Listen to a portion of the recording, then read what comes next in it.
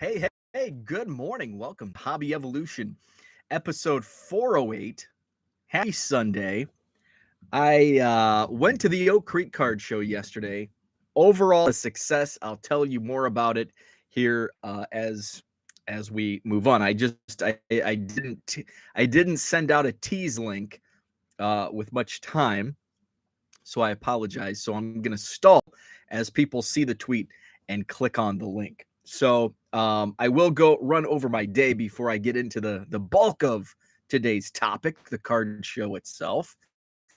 By the way, there will be a card show review today and the ensuing 3 weeks because I'll be at a card show every Saturday this month. In fact, one weekend I'll be gone for 3 days down in Chicago at the Chicago Sports Spectacular. So Oak Creek, Wisconsin, which is south of Milwaukee. That was yesterday. Next weekend, I will be set up as a vendor in Rockford, Illinois, the Northern Illinois Card Show. Following week is when I'll be 3 days at the Chicago Sports Spectacular. I'll be walking the room. And then the final weekend of November, the 27th, that's my show here in Madison, Wisconsin at the Sheraton Hotel. So I had a budget yesterday of $100, and that was, because I'm going to a card show every weekend this month, and I need to spend wisely. Unfortunately, I chose the absolute wrong card show to set a limited budget, and I'll tell you more about that here in today's video. Herman is with me. Good morning, Herman. What's up? So yeah, I went to the card show yesterday, and then last night had a birthday dinner at a pizza place. It's kind of like a gourmet pizza place downtown Madison. It's called Lucille. If you're ever in Madison, it's an awesome place. I think it was an old bank because we had the room is called like the bank vault. It's actually not really a room. It's like the upstairs, and it's pretty open. It's only like there's seating around. It's wide open. The counter is open. You can see down, overlook into the bar, and then the seat is like on the perimeter. And then we had like kind of a corner for a birthday party for friends of ours. So great pizza. They had, in fact, I know Portnoy's in the news. I'm a big fan of Barstool and Dave Portnoy. When he was in Madison for the Badgers game against his alma mater, the Michigan Wolverines, he did 5 or 6 pizza reviews in Lucille, where we were at last night. That received the highest ranking. I think it was tied for another of my favorites, Salvatore's, which is on Willie Street, here in Madison. So I would say, I don't know, the pizza I had at Lucille was amazing because it was what are they, pan style, I guess, is how you would describe it. It wasn't deep dish, but it wasn't like standard regular crust either. It was that pan style, kind of like remember the Bucket Club as kids, the personal pan pizzas from Pizza Hut. It was similar. Actually, it was pretty much the exact same. And I love Pizza Hut. I know that chain pizzas, it's like, especially if you're in Chicago, it's like, oh, not chain. I mean, again, I love Casey's gas station pizza. So who am I to judge? Who am I to be a correct judge on pizza? What's up, Dan? Good morning. On my way home from a league game, won 14-13. Congrats. Nice win. So Lucille last night,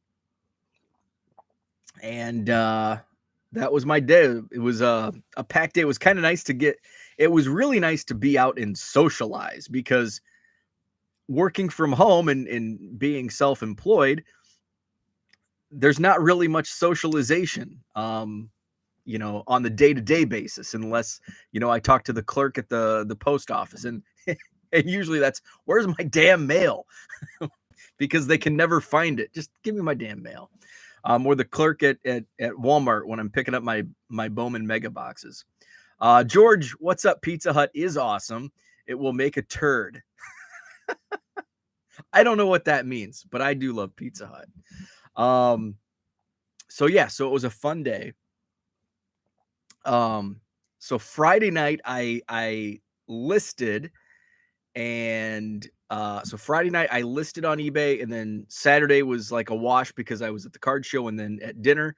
So I'm like way behind on shipping, which is actually good because that means sales have come in. So today is like buckle down, bootstrap shipping. I have like 120 shipments to get done today.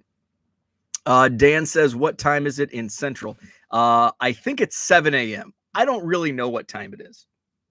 I think it's 7. Because it's the turn back the clock thing. It was daylight savings, but now it's like we're in that weird phase of technology where most of your technological devices will update with the time change, but some don't. So my computer actually says 7:08, which I think it did update because my phone, I don't even know where my phone is. I think it's down here. Because I woke up like super early according to because I wanted to sleep in today. So I think it should be. Oh, so Herman says 8 a.m. Eastern. So yeah, so it's 7, so 7 Central. So so I think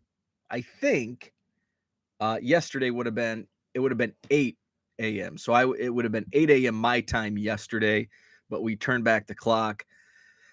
It always confuses the hell out of me for like a whole solid week. But yeah, it's 70. Oh, I was talking about I woke up early than normal for a Sunday. I was gonna sleep past whatever time it is right now.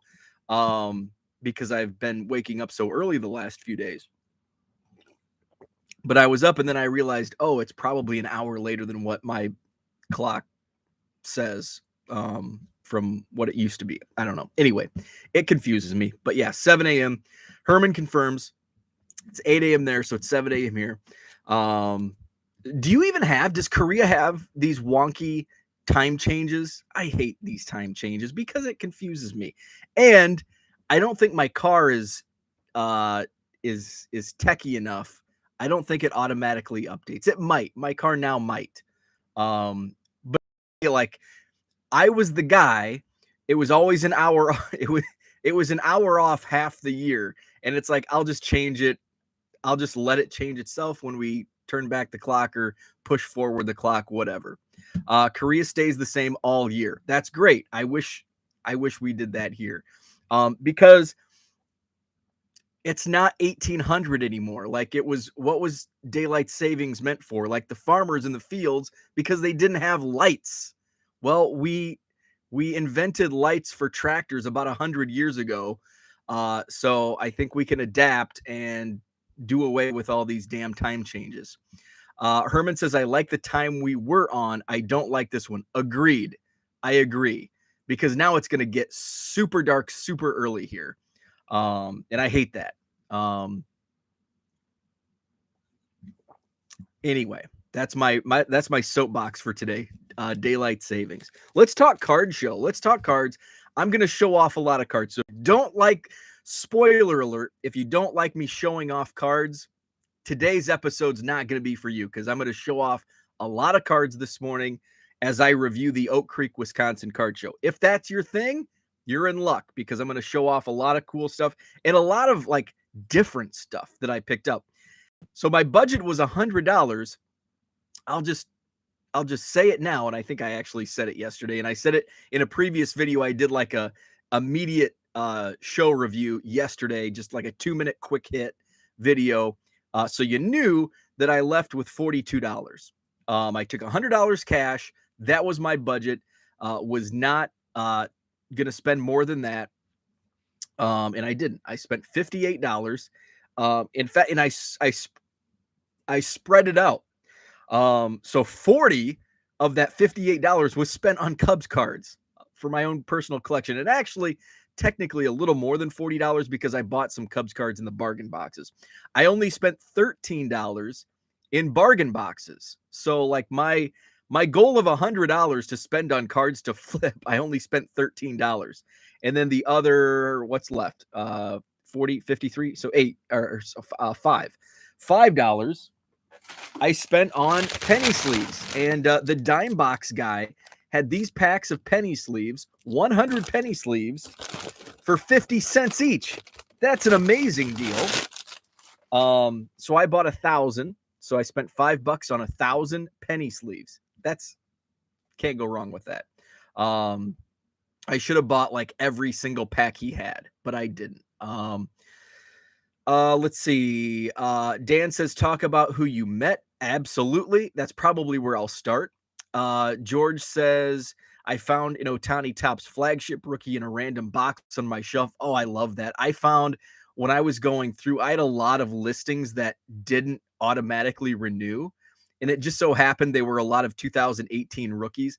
And I found maybe a half dozen Ohtanis.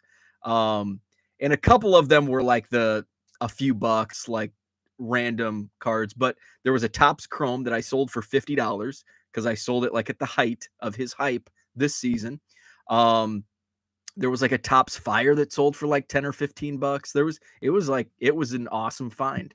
I love those. Those are fun. I can relate to that. DR said, how did you decide not to try and buy a whole bargain box? That's a great question. That is a great question. But first, I'm going to talk about who I met because I rolled into the show. I'll just take it from the start. So I did my Dunkin' Donuts run. I hit the ATM first. Then I went to Dunkin' Donuts, did my power breakfast sandwich, my hash browns, and my large coffee with 3 cream. And I hit the road for Milwaukee. Oak Creek is actually further than what I expected. It's all the way on like the other side of Milwaukee because I live on like the far west side of Madison, like cornfields. Cornfields and subdivisions. They're like the subdivisions here are divided by cornfields.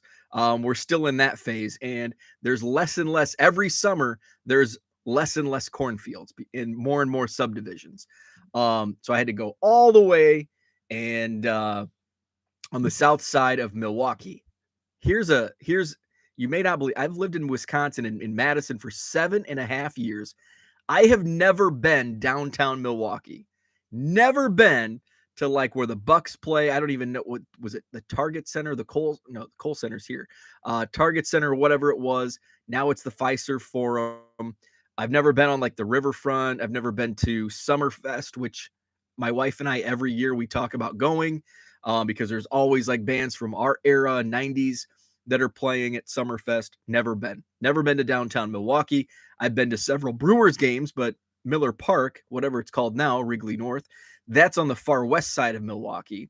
I've been to the airport, and then I've driven through like on the interstate to go to the northern suburbs, but never been to downtown Milwaukee. I need to change that sometime. I'd like to go to a Bucks game. Maybe this winter I'll do a Bucks game. So Oak Creek, really awesome area. Like as I drove in, I took the IKEA exit. So the next time I go to the Oak Creek Card Show, I don't have to follow I just know I take the IKEA exit. I don't even know what street it is. I just know there's a big IKEA sign, and that's the exit I take. So I took the IKEA exit. There's like a new, and it's all like new, built up, like new stuff. Like there's a new Chick-fil-A on the corner. There's a microbrewery, and just a lot of, it's a very nice area. So it's held at the Salvation Army, like church. It's a nice building, right across the street from Target. In fact, that was kind of the one knock. As I like drove in, I couldn't find a parking spot. And then I remember on the flyer, flow parking at Target. And I'm like, well, that's kind of annoying. But then when I drove into the Target parking lot, and there's kind of semi-busy. It was busier coming out than it was going in. Street and go in, and it's like, actually, that was a really short walk. That's probably a shorter walk than people doing my show at the hotel. Like it actually wasn't bad at all. DR says, do you keep track of your mileage and deduct it from your taxes now? Absolutely, 100%. Here's what I do. I have and this is my wife's tip. My wife, she's been self-employed real estate for several years now, so she gives me all these tips. So what I do, thanks to her tip, is in my Google Calendar every day. So I'll reset the what's the tracking. You track your miles and just reset it, like, oh, I went 5 miles to Target, whatever. I reset that every day. So when I get into the car, like, if I go to the post office, say tomorrow when I go to the post office, I'll get into my car and it'll say however many miles. Like Oak Creek, I put on like over 200 miles yesterday. So I'll put in my Google Calendar Saturday, 210 miles. And so that's every day. So then at the end of the quarter, I can go back and track, and I did X amount of miles for fourth quarter 2021. So yes, I do. So talking about the people I met. So I walk in. I actually the first vendor right off the bat is a guy that he set up at my show several times. So I had a chat with him, and then I got to meet Zach and Porter for the first time. We did a trade. We hung out. Got a trade from Zach. Got some Cubs. I haven't even counted these yet. So we've got Bob Scanlon, Matt Franco, Tops Big, Rick Sutcliffe. What else do we have here? Ian Happ, Bowman prospect card. And there's several. These are team bags, so there's several cards in here. Frank Castillo Stadium Club, and who's this? Jose Hernandez. We got Kevin Roberson on the back. So I got to meet Zach and Porter. Got Cubs cards, gave them some White Sox and Bears cards. So it was awesome. We kind of walked into the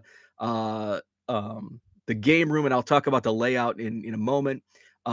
So we, kind of walked around. Zach and Porter had already walked around. So they kind of gave me the lay of the land. I'd never been to this show. So talking about bargain boxes, there was one right in the hallway I walked in, but it was so filled. There was not a spot to even get in. So we decided to walk around. Porter made out. Porter had a day. I don't know if Zach's with us, but Porter had a heck of a day. So they had fun. I know Zach hadn't been to a card show in a long time, so it was awesome that he could share that experience with Porter, and it was so awesome. I felt like I've known him just through Twitter and through the YouTube chat, and so it was awesome to actually meet in person and hang out at a card show. So that was fun. Walked into the room, and Tony was set up in the game room. So there's like 4 rooms. So there's like the hallway as you walk in. There's a hallway, and there were 3 or 4 vendors in the hallway. Then you walk straight into what they call the game room. Tony, who is the promoter of the show, he was set up there. He's got some cool vintage. I didn't even want to tease myself by looking at it because I was in a strict budget, but I said hi, talked to Tony for a second. The Rockford guys, Mike and John, were there. So talked to them for a little bit in the room. The Gish Bowl, John was set up in there. He's sets up at my show. So yeah, that was the game room. There was a theft like in progress. A kid got caught. So that was kind of wild. Young kid, probably not even 16, just doing dumb things. Don't steal. Don't be a moron. So then there was another room, like you go kind of over. There were some other vendors in there. So there wasn't anything in these 2 rooms that really is what I was looking for. Like no like bargain box. There was a dime box, I think, in the game room. I think the kid that was stealing from that vendor, who had he had a little bit of everything, but I think he had some bargain boxes. I didn't really dig through those. I just kept walking in. And then the main area is the gym, and that's where a bulk of the vendors are. And that's where I dove into my first bargain box. Now, my plan, so I hit the budget. My budget was $100. And I didn't spend more than that. I actually only spent $58 of my $100 budget. But my plan was I was gonna document this whole thing and make this cool blog about here's my budget, here's how I did it, and then take video like as I'm playing this strategic game. But it was not that easy because I even brought my tripod. But there was just no, like, I could have made it work, but it just wasn't. It was kind of like this, if you're at a bargain box, communicate with people. I had somebody like breathing over my shoulder, humming. Okay.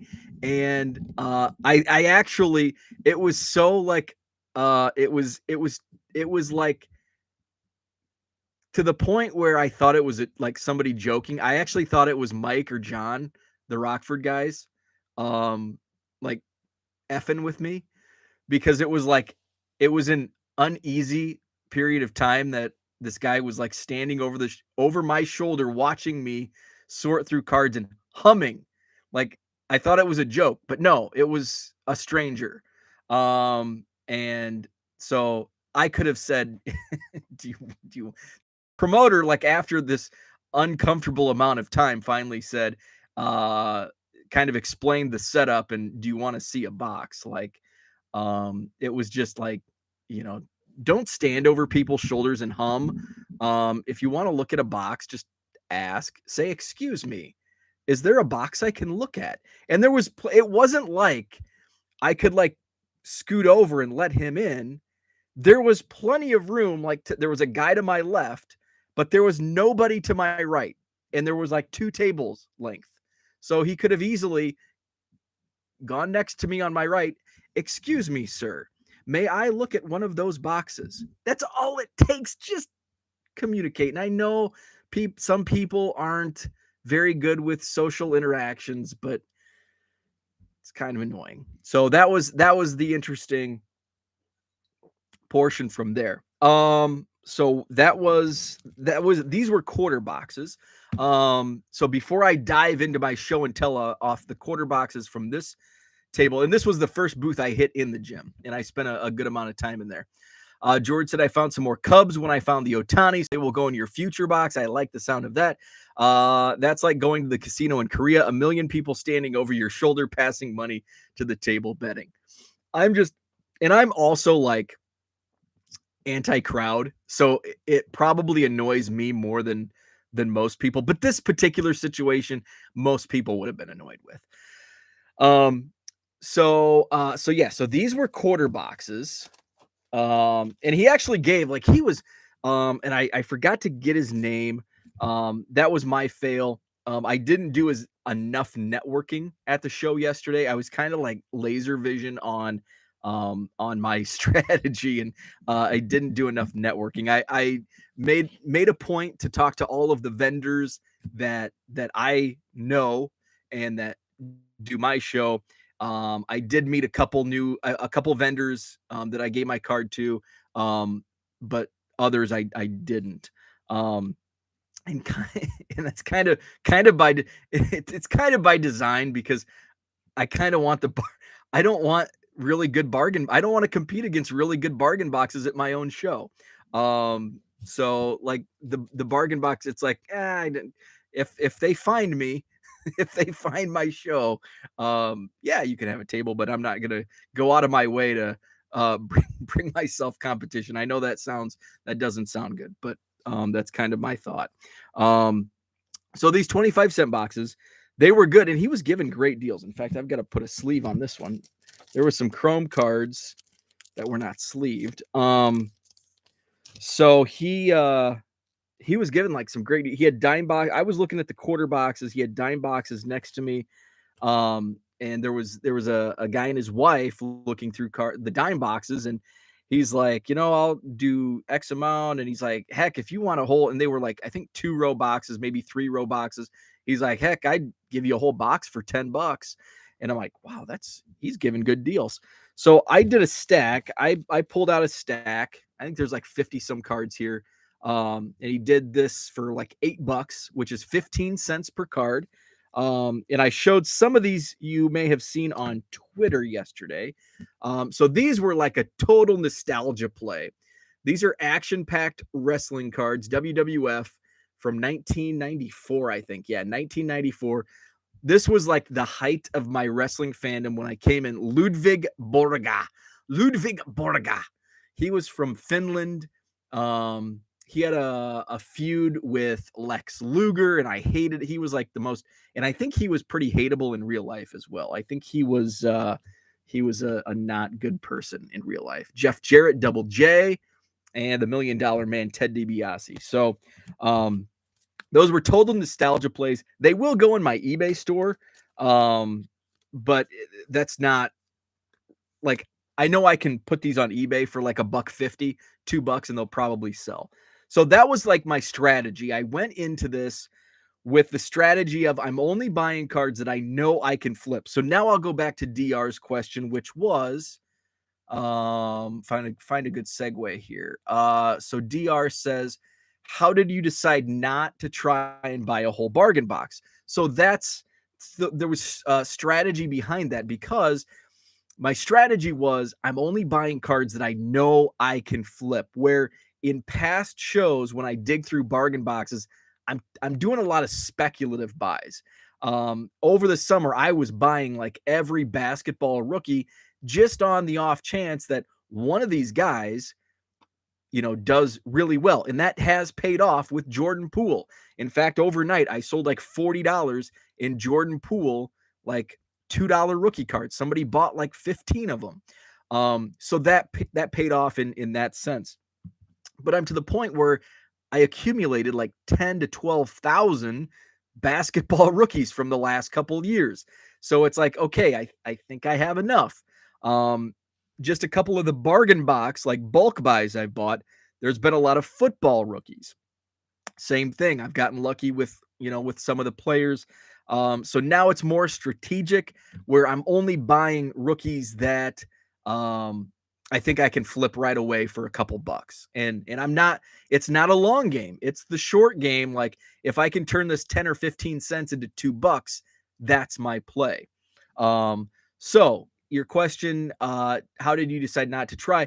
Because my strategy was focus. I was focused on the quick flip, and not adding in where, yes, I could get those prices down to maybe a few cents, a nickel, but I'm also stuck with a bunch of cards. I have so much inventory to list that I'm not at the point where I'm looking to add bulk. So the answer is kind of threefold. I'm not looking to add bulk at this time unless a smoking hot deal was in front of me. And that's another reason. The boxes, there wasn't really a box that had a lot of stuff for quick flips. Like, and it depends on what type of a deal that I didn't, I wasn't really in the mindset for a bulk box buy. So that I was focused. I have a lot of inventory, so it was multi-layered in the reason why. And I'm going to multiple shows this month, so right off the bat, I don't want to spend all this money at the first card show of the month when I still have a 3-day show in Chicago in a couple weeks. Next week as a vendor in Rockford, we'll see. And I thought about this on the drive home yesterday. What's my strategy going to be for next week? Because I'm on the other side of the table. So I'll have some money hopefully coming in. Am I going to turn around and reinvest that in bargain box or something that, I can flip if there's going to be a bargain box deal? I don't think the vendor that I bought the bulk deals in Rockford last month, I don't think he'll be at the show, but maybe another vendor will be with bargain boxes. So we'll see. At this time, though, my strategy is kind of up in the air, but it's going to be, what can I do with the money? How much money am I going to make on my table? So that's it's a wait and see for next week. I don't think I'm going to be laser focused on a strategy for next Saturday show, but between now and then, maybe that changes. I'm laughing at George's comment. Never blow your load on the first show. That's true. Um, so that's the strategy. And then the strategy for Chicago will definitely be, I know there's a couple vendors with great bargain boxes, and I'll be cherry picking. Maybe on Sunday of the show, I'll ask around if I can get some great bulk deals. But that's kind of the thought process. That's going to be the show where if I do buy bulk this month, it's likely going to be in Chicago, because there's just many more vendors, and a lot of those by Sunday, they're wanting to get rid of inventory so they don't have to drag it home. So any bulk box buys likely will come in Chicago in a couple of weeks. And then my show is it's kind of my show, it's probably going to be more of a sales focused show and not and not really buying. So that's kind of how I'm looking for the rest of the month. Dan says, has selling lots ever been a thought for sales? In fact, yes, it has. So right now, I'm not focused on lot sales because lot sales, I like lot buys. Buy lots, sell singles. And I'm having a lot of success doing that, where when you start selling lots, your the per card cost obviously goes down because it's a volume sale. I do in certain instances, Topps Heritage Minors, Topps Pro Debut.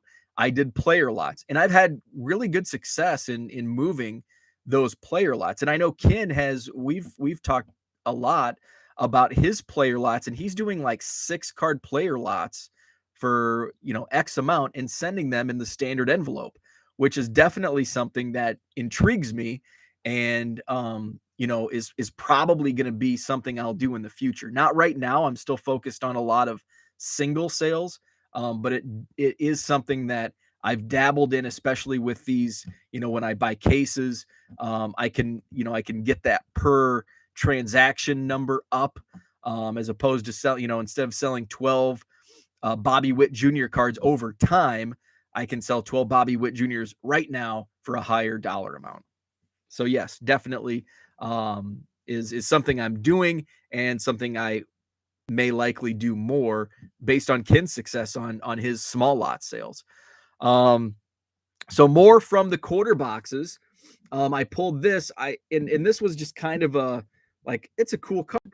Pro line, Michael Irvin. I love the art. It's a short print, SP3, numbered to 10,000, which is like a 1 of 1 when you go back to the early 90s. So I figured and I got that for 15 cents. Here's something that you can find, and let me see if I can find some other examples within this particular purchase. You can find some sneaky good deals. Okay, there's not another good example, but you can find sneaky good deals. Take Liover Peguero, for example. There's no first Bowman on there, but this is his first Bowman Chrome. It just doesn't have that first on there. So when people are sorting and doing, bulk sorts and putting in their quarter boxes, things like this skip by them because they're probably doing it fast, or they may not know this is Peguero's first Bowman Chrome. So this is a great pickup for 15 cents.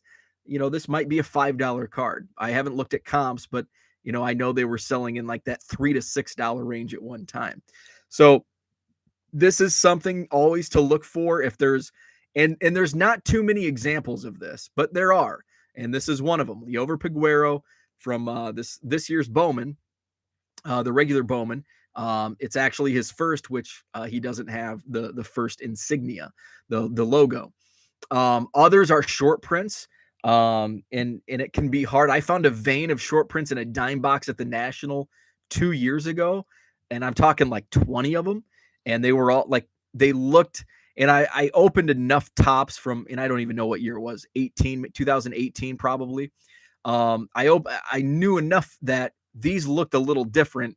For 10 cents a pop, if I got 20, that's $2. I'm probably getting a bulk discount, maybe $1.50 on these. I'm going to take a chance. And they all turned out to be short prints, and they were, nothing to break the bank, but $2-3 cards, and I'm spending a nickel on those. So short prints, and in Bowman's, even like first Bowman's, that are like underrated guys. And let's go to, and these, I hate it when quarter boxes are not sleeved. I hate it even more when quarter boxes have chrome cards that are not sleeved. So before I move these around anymore, I'm going to sleeve these as we go. These are Bowman Chrome Sapphire from last year. Now, most of these, and I think all of these, are pitchers, but hey, a Sapphire first for 15 cents a pop. I'm not going to go wrong. Kyle Nicholas of the Marlins. We've got another pitcher. This guy's from the Rockies, Sam Weatherly. But again, 15 cents, first Bowman Chrome Sapphire. Can't go wrong. Carmen Melodzinski. Sometimes pitchers, and I gave the example yesterday, Quinn Priester of the Pirates. I pulled a bunch of his cards out of the Dimer quarter box. Spencer Strider of the Braves. I know he was one of the better pitchers in this product. Alex Santos of the Astros. Braves first, Jared Schuster. So, a lot of these are probably, at the very least right now, since it's only a year old, they're dollar box cards. And Dane Acker. Now, whether they sell or not in a dollar box, like that's kind of like the floor right now. Now, 5 years down the road, yeah, they're probably back in a quarter box. But let's pull aside the Cubs. And this booth, I was like feeling guilty at first because I was pulling so many Cubs, and that wasn't my objective for the card show. Cubs cards, and I think like the first maybe 10 cards were all Cubs because there were several that I don't have. The first card I saw, and it's like, hey, and I got this for 15 cents, Theo Epstein from 2011, Aunt Millie's Bread. I've never even seen this card, didn't know exists. It's still in its plastic. Apparently there's 11 of these cards. This is number 2 in the set. So for 15 cents, absolutely. Pulled that. Prism John Lester, one of the parallels. Kuji Fujikawa, refractor rookie from Topps Finest. Couple of Stadium Club Chromes, Javi Baez and Kerry Wood. I'm pulling anything like that of Javi Baez out of quarter boxes, especially like pink refractors. Also pinks of Contreras and Kimbrel. These were all in the 25-cent box. Some Donruss parallels. These are all from 2021, like purples and blues and reds. Javi and Happ and Marquez rookie, rated rookie. We've got an Ian Happ yellow border. I probably have this card, but I was in that run where it's like, ooh, here, I'll take this. I bought 2 of the refractors of Luke Little. He throws like 105 miles per hour. Javi Baez insert, and Junior Lake, first chrome refractor. So he was a big time prospect back early on. So those were all in the 25-cent box. I got them in volume for 15 cents. How about Michael Jordan for 15 cents? I know it's collector's choice and it's not like the base card, but any Michael Jordan card that I can get for that, heck yeah. This is one of those garbage autographs, but for 15 cents, I'll take it. And he's a Yankee. I've never heard of him. S.D. Harris, and this is from 2004. You can barely see the autograph, but it's there. I think it's in blue over a blue jersey. That's why. Some Fleer medals of Dirk Nowitzki and Tim Duncan, early cards of these guys, and their Fleer medal. These are what, 90, 99, 2000, I think. Love me some vintage football. Roman Gabriel. I read a book, his biography in like 4th grade. 1973 Topps. Another Fleer medal, Dennis Rodman. More Bulls, Scottie Pippen. This is a few dollars, this card, 89 NBA Hoops. Probably a $2-3 card. Another Tim Duncan Fleer medal. This is actually a year earlier, 98-99 Fleer medal. Again, these were all 15 cents. Another wrestling card. Shinsuke Nakamura from Topps Finest. Is this a refractor? It is a refractor. Dante DiVincenzo, green prism from Mosaic. That could go in the dollar box as I'm here in Wisconsin, and it's Buck season. Ian Bedell, first chrome refractor. A couple of Taylor Trammels. He had a great season in Seattle. It's not his first Bowman, but it's an early prospect chrome card. A couple of Topps Chrome Sapphires, Buster Posey and Corey Seager, 15 cents a pop. Can't beat that. Kevin Garnett, like a pre-rookie card from Classic in his Team USA jersey. Trevon Diggs, absolute rookie. He's having a heck of a season. Todd Helton, first Bowman. I looked because there are like reprints, and I looked. This is not a reprint. Unless I missed it. Let's see, 96 Bowman. Yeah, this is the real thing. Now, even the real thing's not worth much, but it's still a couple dollars. Prism Silver, CJ McCollum from 2014-15. Prisms of the early 90s were called, what are these? Holograms. Dennis Rodman hologram. I love those holograms. And this is a sweet, I love that image of Ken Griffey Jr. Got to get him sleeved. 96 Pinnacle. So those were out of the 15-cent box. Well, 25-cent box, and the vendor gave me a deal. Got them for 15 cents a pop. So that was the first booth I went in the gym, and then I kind of wandered around.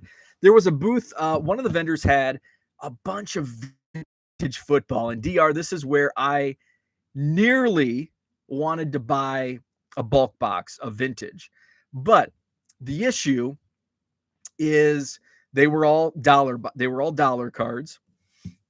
The problem with vintage is it can sit like in an eBay store. It's not, like some of that stuff that I showed off. It's gonna sell fairly quickly if priced right. But vintage football can sit for a while. I've had great success selling vintage football in my eBay store, but it can tend to sit. And if it's only if it's $1, I'm probably not getting. I don't know the vendor. I didn't have the conversation because I wasn't motivated enough to ask. So I didn't. He had a box of 50-cent box with a lot of Hostess and Twinkie. There was a lot of the Twinkie stains on the cards, and they actually weren't. They were still like part panel cut. They weren't like, so you could still cut them and have like a near mint card. However, there was stains, so they wouldn't have graded well. So that was the box that I was considering because there was some other old oddball stuff in there. Then there was some 60s stuff. 60s baseball is a really tough sell when you're talking low dollar commons, or if it's beat up, if it's not a star player. Those are commons from the 60s are tough. So it wasn't stuff that I could flip quick, and that was the objective. So I thought about it. I was going to go back at the end, near the end of the show, and just kind of run it by, just kind of see, because sometimes it's like, if you ask like, hey, would you sell this box outright? And sometimes they're not willing to sell. Sometimes they are, but the price isn't right. Sometimes they are, and the price is right. But I just didn't. By the time I was ready to leave, I was ready to just call it a day. I'll take my $42 and reinvest for next week's show. Dan says entry fee. Nope, this is a free show, free admission. DR says $100 budget probably limits it once you found those tobacco cards, and that's where we're going next. So I hit a couple other tables, just kind of looked around, nothing really. Talked to John and Mike for quite a while, and then it tucked away in the back corner of the gym was the most glorious vendor booth at a card show I have seen. What I've been looking for, and I couldn't even find this at the National. Raw cards. It's just everything at the National was slabbed.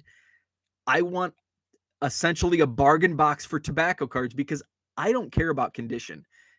In fact, when it comes to pre-war and tobacco, the more beat up, I kind of like more. It shows character, and it's easier on my wallet. And so Tim Fritz is the guy's name. Had an amazing selection of vintage. Got to talk. I'm looking through. I found a couple cards I was going to buy. We got to talking. He actually lives like right around Madison, and I'm like, I run a show. I want you at my show. And he's like, yeah, I've actually been there the last couple months. I like it. I plan on reaching out, after the first of the year. So hopefully I can get him to my January show, because I will buy, I will piss away any budget because he has a ton of Cubs tobacco cards and pre-war that I am going to buy. So I've got to ramp up my sales here over the next 3 months, so I am prepared to make a big bulk purchase from him. But I did buy 2 cards. This is a T205 Ed Rulebach, who was a great pitcher for the Cubs at the turn of the century. It's a polar bear back with a little biography. Big Ed Rulebach, the Chicago Nationals tall pitcher, has caused many victories for them to go on the records. So that's a cool card. Got this for $20. And then I don't think I have any of these, and I actually have to look up what exactly this set is. It's got a Recruit Little Cigars, and this is my first Leonard Cole card. I do not have any Len Cole cards. King Cole was his nickname. So it's Recruit Little Cigars on the back. $25 sticker, got it for $20. So I spent 40 of the $58 I spent was on these 2 cards. And I would have spent a lot more, but of course, this was the show. I went with a small budget. I had $42 left burning in my pocket. As I was walking out the door, I almost turned around and bought a couple more tobacco cards. It's like, I can buy 2 more of the raw beaters. So I will definitely be reaching out and trying to get him to my January show. DR says, you were like the American Pickers guys, but for sports cards. Look out, History Channel. That's right. So that was by far my favorite booth. I'm always looking for raw pre-war cards because it fits the budget. When you're trying to collect 1 million Cubs cards, you've got to watch those nickels and dimes. So right now I was at 48. I was only at $48 in spending, and it's near the end of the show. I'd already walked the entire show, and that's when I should go back and see what this guy, if he would be interested in selling a bulk lot of like the Hostess. So I looked up, and I had one of the collections I bought had like a whole 800 count box filled with Hostess. And some of the Twinkie cards were like really sought after by collectors. So I know, like, because of the stains, you can tell they came from the Twinkies. And I think they were more rare because they were on like there's something behind it, but they seem to be more collectible. So I looked up on eBay that some of the comps, and it just wasn't, everything I was seeing was stain free. And so I didn't find enough. I just don't think there would have been the turnaround. It would have been worth my, the money. So I didn't even, I went back, and Zach and Porter were heading out. So, talked to them for a few more minutes, and then I hit the dime boxes out in the hallway. So before I get to that, I'm going to tackle DR's question. What is the etiquette of telling people about your show at another show? That's another great question. Typically, I mean, it's welcome. I'll hand out my card, and promote. I know the promoter, and so, I welcome him to promote his show at my show. And, same can be said, vice versa. What's not cool is just coming in, and I think this happened at another show where somebody was just walking the floor, passing out flyers to their show, which happened to be the following month on the same date as the show they were walking. That's, that's kind of, you don't do that. But if it's a non-competing show, I'm of the opinion, and this varies. Some promoters are like, I want a world. Other promoters want to promote the hobby. I want to promote the hobby, and I want to promote other promoters and other shows. So I'm of the opinion that you can come to my show, you can just don't hand out a card or a flyer if it's going to compete with my show. That's tacky. But if, hey, we're on non-competing, if it's a completely different day, all for it. Hand out flyers, put them on the table. Heck, I'll promote you on my channels. So yeah, I'm all about it. And I know not all promoters are like that. The guys in Rockford, they are all about promoting other shows. Tony at Oak Creek yesterday's show, he's all about promoting other shows.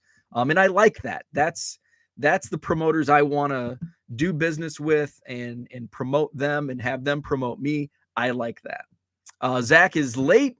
I will have to rewatch. I talked very highly of you, Zach.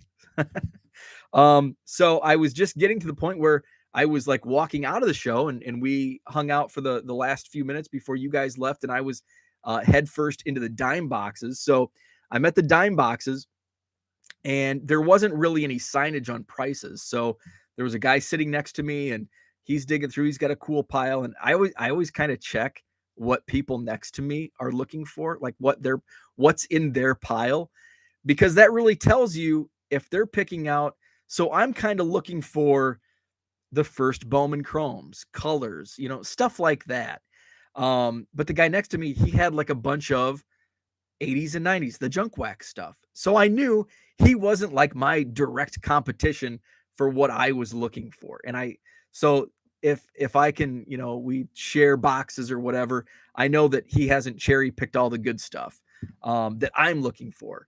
And I haven't cherry picked the stuff that he's looking for because we're not looking for the same stuff. So I'm like, you know what the prices are on these cards? He's like, yeah, dime. And then the vendor overheard my question. He's like, yep, everything from here to here's a dime.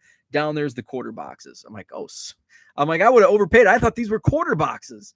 So there was some good stuff, and I got a stack of 50. So $5 is what I spent. This is an insert. There was like 4 of these. I should have picked up more. So Luis Garcia, Heritage insert rookie. Scottie Pippen, I've never seen that card, but I thought it was pretty cool. It's one of those unlicensed cards from the late 90s, actually, 97. The scoreboard, that's the scoreboard. Some old football. That's kind of been my kick lately and listing in my eBay store. And these will be like $1.50, shipped free. Select Prism, Travis Kelce. And I picked that one out because it's a select prism of a player who's, sought after. I mean, the Chiefs are popular. I know they've had their struggles recently. But hey, kind of a flyer. Victor Robles rookie. I have so many Victor Robles rookies. I'm waiting for him to really, have a great year. These are the box bottoms, Wade Boggs, and these sell pretty well. Even the commons sell well. 86 tops box bottom. Here's a flyer I took for today. It's one of the, cheap cards, the contenders, but it's Jordan Love. Hey, if he throws 3 touchdown passes today, those might be worth a couple bucks.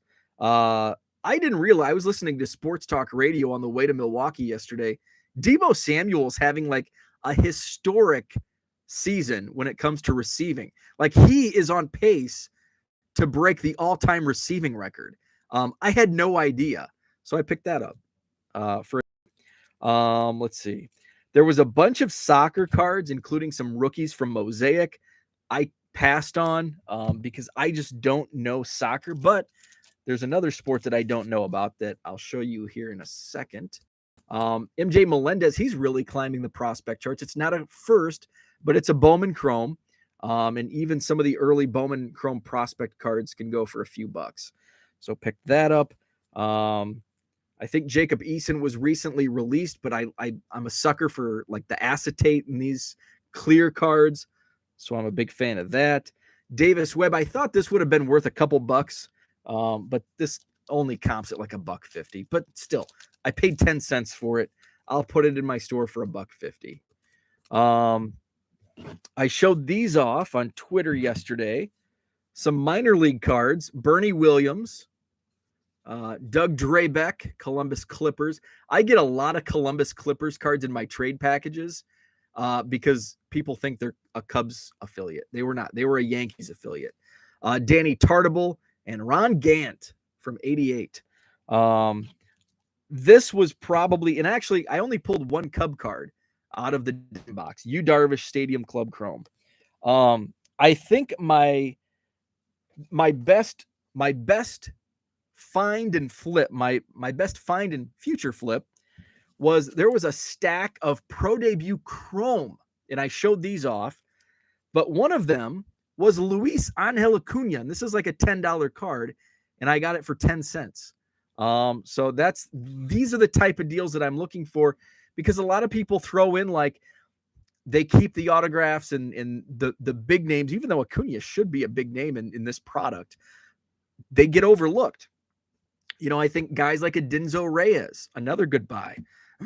Alex DeJesus, Junior Severino, his Bowman was this year.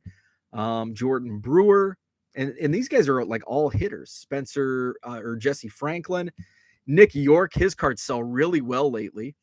From the Red Sox, Mario Feliciano, and from the Indians, Nolan Jones. So these were probably my best pickups for the time being.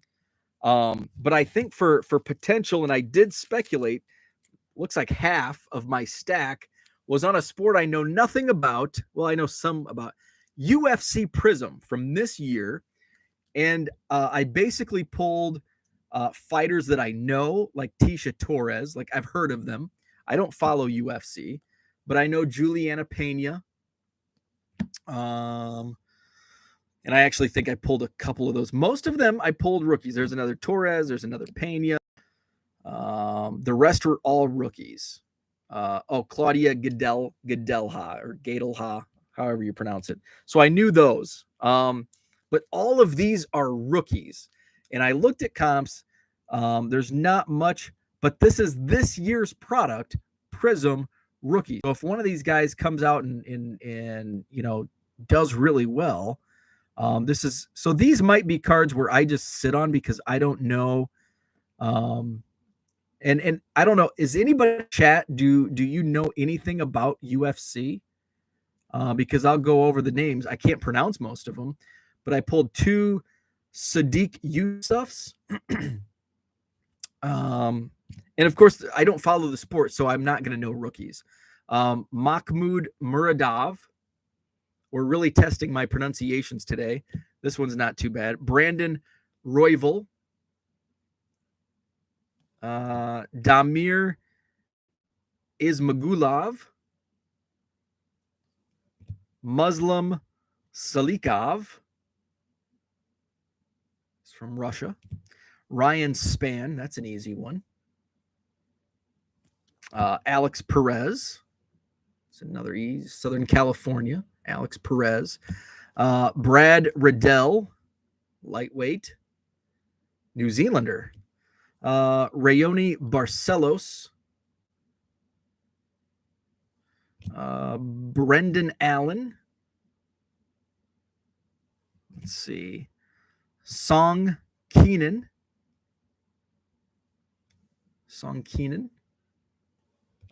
Saeed Nurmagomedov. That's a tough one. Saeed Nurmagomedov. Rodolfo Vieira. Jamal Hill. And I think some of these are duplicates at the end.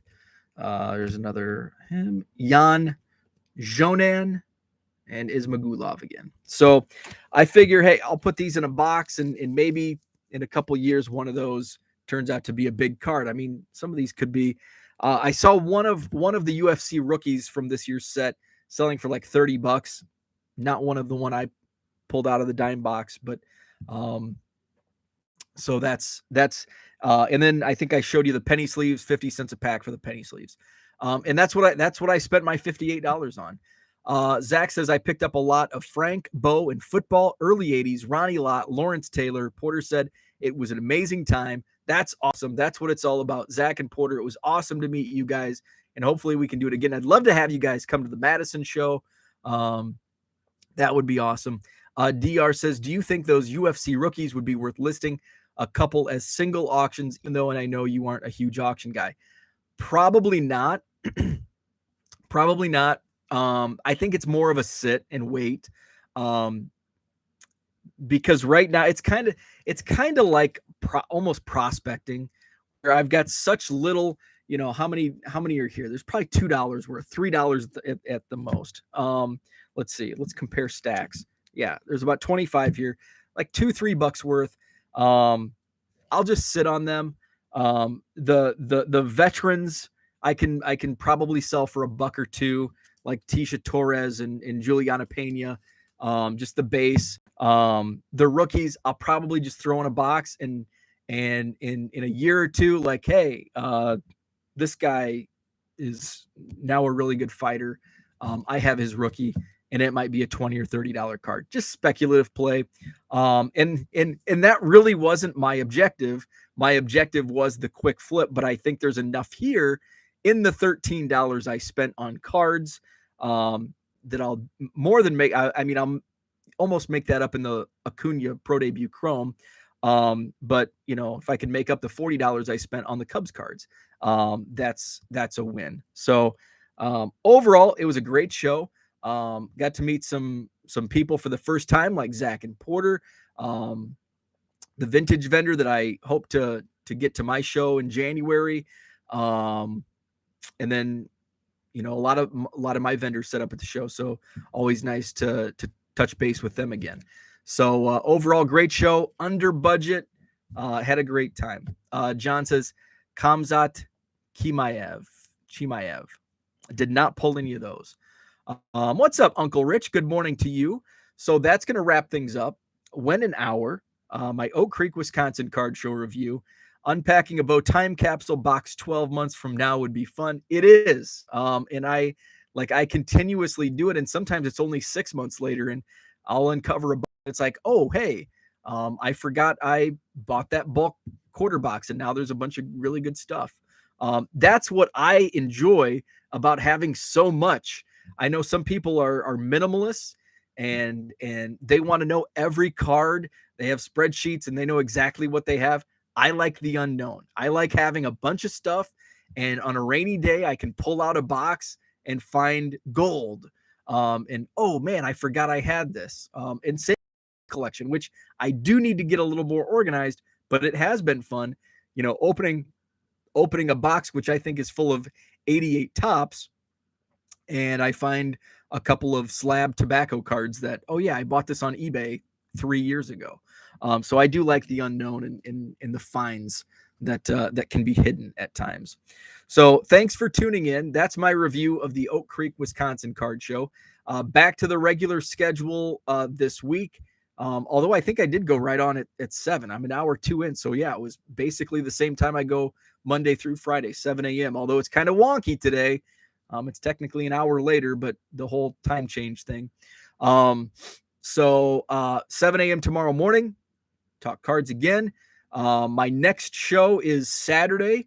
I will be set up as a vendor. That's in Rockford, Illinois, at the Northern Illinois Card Show. I will have all of my bargain boxes. In fact, I'll have entirely new, basketball box, and there's some real smoking good deals in that box. So if you're in Northern Illinois, Southern Wisconsin, I'll be in Rockford next Saturday. And then 19th, 20th, 21st, that's the Chicago Sports Spectacular at the Convention Center in Rosemont. I'll just be walking the floor, digging through bargain boxes at that show. And then November 27th, Saturday, right after Thanksgiving, is my show in Madison at the Sheraton Hotel. So looking forward to that. Have a great Sunday, and we'll chat tomorrow.